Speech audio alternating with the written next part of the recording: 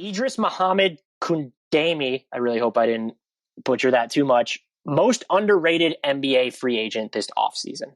This is a Dan You're question for sure. So I'm staring blankly waiting for your answer. I would have two here. The first of which is Frank Ntilikina. It is a Nick. I actually think Alec Burks has a chance to be wildly underrated. He hit more than 37% of his pull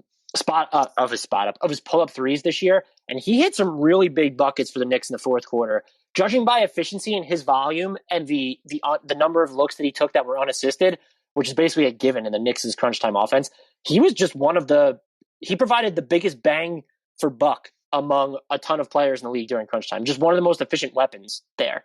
And so I think, no, you don't want him running your offense, and he can deviate from the offense, which is why, the Knicks, where they're not like trying to run all these just super intuitive sets, maybe they were a good fit for him. But as like a secondary guy off the bench, or even if you just want to start him alongside a Julius Randle or just another shot creator, he can be really good for you, and he's not going to cost a ton. So I think between this season and at least his stint during his time in Golden State, he didn't play so well in where did he finish the season? Philly last year.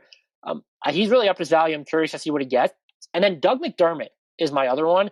He is so scalable in what he does. There are defensive challenges of playing him for sure, but he can give you minutes at the 3 and 4 spots.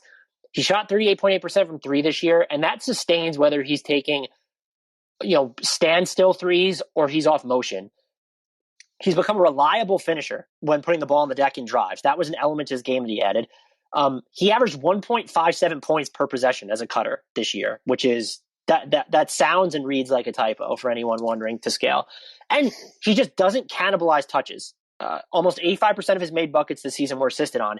And the efficiency, just for a guy who takes as many threes as he does, off the charts, better than 60% on twos. And as I already mentioned, 38+% on threes. The only other players to shoot 60+% on twos and 38+% on threes while burning through as many shot attempts overall. Can you even guess one of them, Adam? There were two other players. Definitely cannot.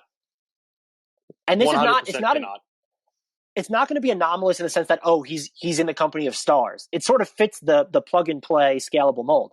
Mikal Bridges and Michael Porter Jr. Like this is, I think Doug McDermott probably gets the full mid-level exception, and it wouldn't surprise me if he got more, which is why I think Indy, who won't pay the tax, but needs to also keep him, probably has to dump salary unless they want to lose Doug McDermott this offseason. So Alec Burks and Doug McDermott are my two most underrated free agents. And this was done, by the way, I did look up the McDermott stats while I was talking about Alec Burks. This was off the top of my head. So I'm sure we could build a list that goes on and on and on. Yeah, there are plenty of options. I mean, you can look at someone like Dennis Schroeder, who's probably going to get $60 million and thinks he's worth $180 million. So, he's underrated in his own mind. Would it shock you if Dennis Schroeder ended up signing somewhere for the mid-level? Because I think a lot of his value is rooted in the Lakers have no other options. But if they go out and complete a sign and trade and say screw the hard cap, I'd just be curious to see what his market is. Sorry, go ahead. No, that's totally fine. I'm kind of leaning towards Lonzo Ball here. I know he gets a lot of attention, but I still don't think that people recognize how impactful he was during the second half of the season and the growth that he's shown.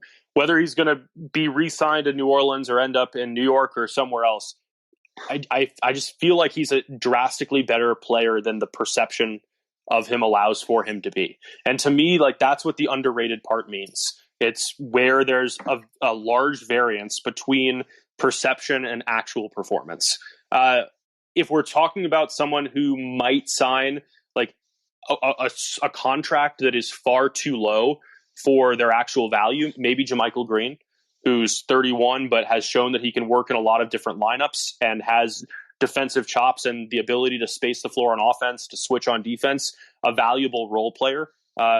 I don't see him signing a monstrous contract, but he can have a significant impact on any sort of contender. So as you said, there are a bajillion options, especially in a free agent class that is lacking in star power at the top. Just by nature, there are going to be a lot of bargains out there. Yeah, I mean, even a Bobby Portis or a Kem Birch at this point, those are all names to keep an eye on.